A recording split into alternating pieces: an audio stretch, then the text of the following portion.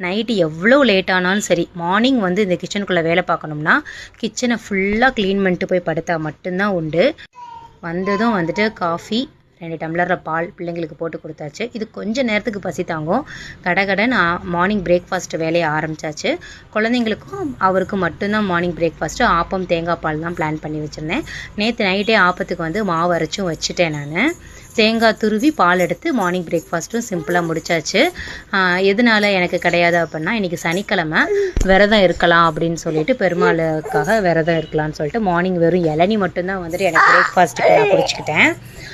ஒரேடியாக வந்துட்டு ஒரு 3 o'clock போல் வந்துட்டு சாமி கும்பிட்டுட்டு படையல் மாதிரி போட்டு சாமி கும்பிட்டுட்டு சாப்பிட்டாச்சு.